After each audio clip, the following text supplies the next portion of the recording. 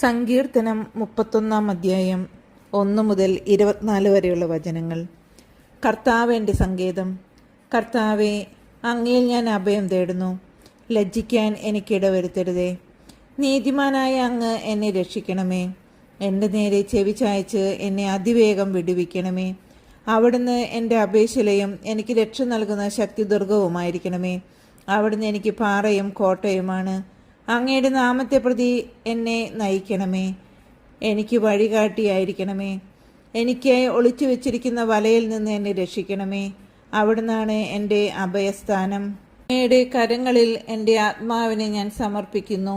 കർത്താവെ, വിശ്വസ്തനായ ദൈവമേ, അവിടുന്ന് എന്നെ രക്ഷിച്ചു. വ്യർത്ഥ വിഗ്രഹങ്ങളെ ആരാധിക്കുന്നവരെ അവിടുന്ന് വെറുക്കുന്നു. എന്നാൽ ഞാൻ കർത്താവിൽ ആശ്രയിക്കുന്നു.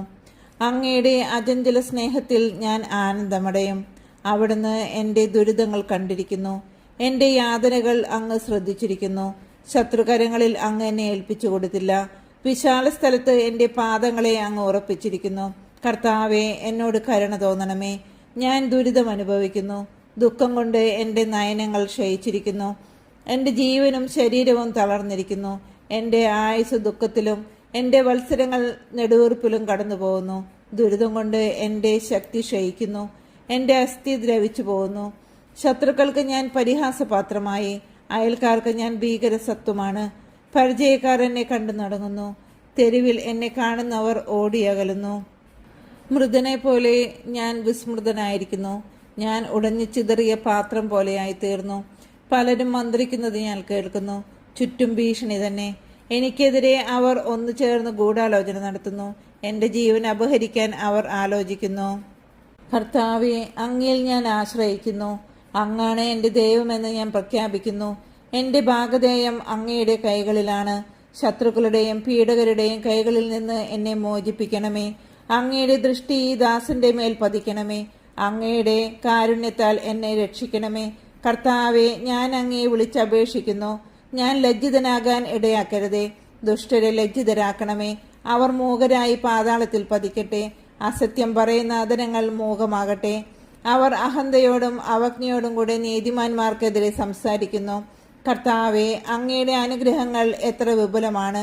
തൻ്റെ ഭക്തർക്ക് വേണ്ടി അവിടുന്ന് അവ ഒരുക്കി വച്ചിരിക്കുന്നു. അങ്ങിൽ അഭയം തേടുന്നവർക്ക് അവ പരസ്യമായി നൽകുന്നു. അങ്ങ് അവരെ മനുഷ്യരുടെ ഗൂഢാലോചനയിൽ നിന്ന് രക്ഷിക്കാൻ അങ്ങയുടെ സാന്നിധ്യത്തിന്റെ മറവിൽ ഒളിപ്പിച്ചു. നിന്ദാവചനങ്ങൾ ഏൽക്കാതെ അങ്ങയുടെ കൂടാരത്തിൽ അവരെ മറച്ചുവെച്ചു. കർത്താവ് വാഴ്ത്തപ്പെടട്ടെ. ആക്രമിക്കപ്പെട്ട നഗരത്തിൽ എന്ന പോലെ ഞാൻ അസ്വസ്ഥനായിരുന്നു. അവിടുന്ന് വിസ്മയകരമാവിധം എന്നോട് കാരുണ്യം കാണിച്ചു. അങ്ങയുടെ ദൃഷ്ടിയിൽ നിന്ന് ഞാൻ പുറന്തള്ളപ്പെട്ടു എന്ന് എൻ്റെ പരിഭ്രമത്തിൽ ഞാൻ പറഞ്ഞുപോയി.